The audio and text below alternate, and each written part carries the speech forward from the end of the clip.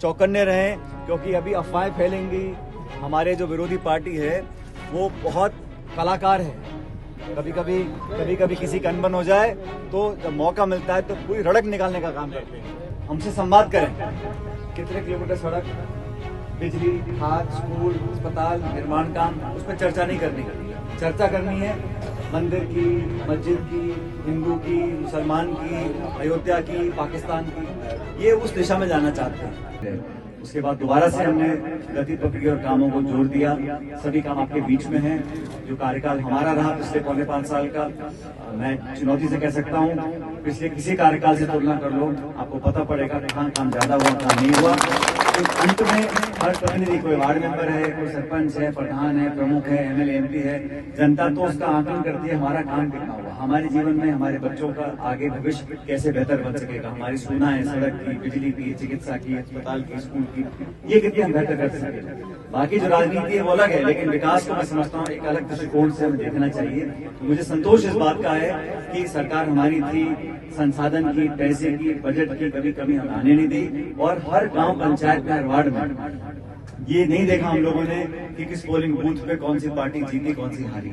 सभी लोगों को साथ लेकर चला। और मुझे ये कहते हुए खुशी है कि आप लोगों ने, हमारे कार्यकर्ताओं ने मिलकर एक परिवार के रूप में यहाँ इस क्षेत्र में काम किया। और काबरा पंचायत मैं समझता हूँ इस पंचायत को मैं अपनी पंचायत मानता हूँ। इसलिए आप लोगों से मेरा निवेदन है, मुझे पता नहीं कि बीजेपी वाले किसको ऐसे मैदान में खड़ा करेंगे। वो तो कोई ना कोई चुनाव लड़ेगा ही, जो भी लड़े हम तो सबका स्वागत करते हैं। और बड़े अच्छे वातावरण में चुनाव हो, लोकतंत्र हमेशा जीत कर निकलता है।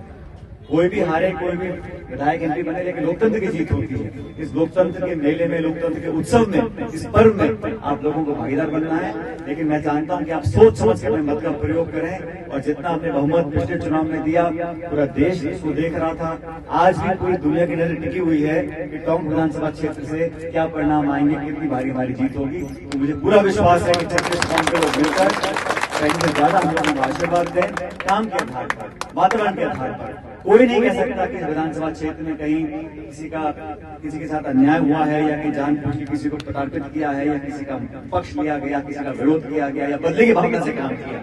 अक्सर मैंने देखा है कि लोग भड़ास निकालते हैं।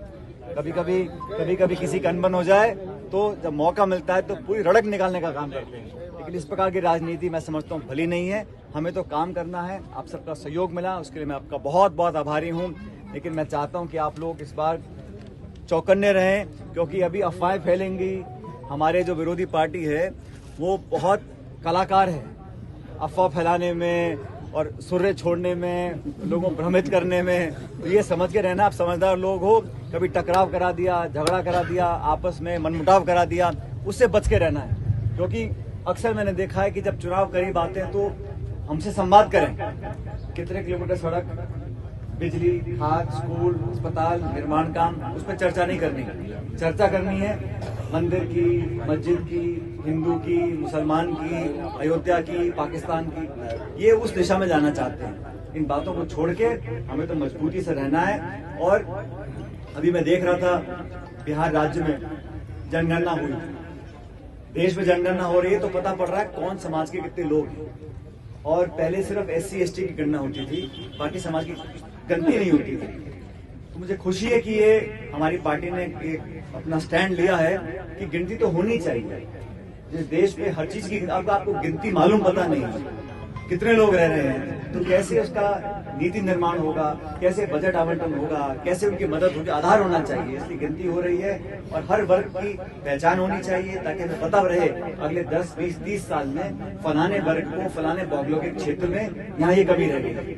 अब हमको गिनती मालूम नहीं है तो हम कैसे तो पैसा दें, कितनी सीट दें, कितना बजट दें। तो मुझे खुशी है कि ये जनगणना हो रही है और हर प्रदेश में होनी चाहिए।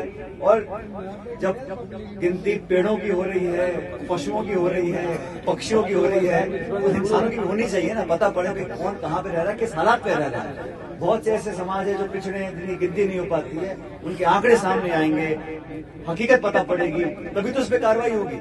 तो मुझे खुशी है कि हमारी पार्टी, हमारी दल ने इस पर एक मजबूत स्टैंड लिया है कि जनगणना होनी चाहिए, लोगों को पता पड़ना चाहिए कि कितनी गरीबी में कौन रह रहे हैं। और देश में साथियों सबसे बड़ी चिंता, आप लोग सोचो इस बारे में ये जो खाई है ना गांव और शहर की, अमीर गरीब की, ये लगातार बढ़ती जा रही है। जो अमीर है उनको पता नहीं कितनी दौलत उनके पास है, और जो गरीब है वो अपना और गरीब होता जा रहा है। तो ये खाई बढ़ गई है पिछले 10 सालों में। इसके लिए मैं केंद्र की सरकार को जिम्मेदार मानता हूँ। नोटबंदी कर दी, जीएसटी लगा दी, बड़े बड़े उद्योगपतियों के खरबों रुपए, लाखों करोड़ रुपए जिन्हें ऋण ले लिया, उनका ऋण तो माफ बैंक कर देता है। और किसान ने लिया 50,000 रुपए, तो उसकी कुर्की कर देगा, जमीन नीलामी कर देगा, उसके भैंस पर उठा लेगा, उसका ट्रैक्टर ले जाएगा। इस प्रकार की व्यवस्था बनी है, इसके विरोध में हम लोगों को खड़ा रहना है। इसलिए इन बातों को मैं आपके बीच में रख रहा हूं ताकि आप इस पर सोचें। चुनाव सिर्फ बटन दबाने का खेल नहीं है। चुनाव में कौन सी पार्टी, कौन सा दल, कौन हमारे हितैषी है, कौन हमारे से वोट किस बात का ले रहे हैं, वोट लेने के बाद वो करते क्या है, उनका आचरण क्या है, विचारधारा क्या है, योजना क्या है, उनका आगे का रोड मैप क्या है, इन सब पर हमको ध्यान देना पड़ेगा। और नौजवान जो जागरूक है, आपको सोचना पड़ेगा आपका भविष्य आज बेहतर है या पिछली।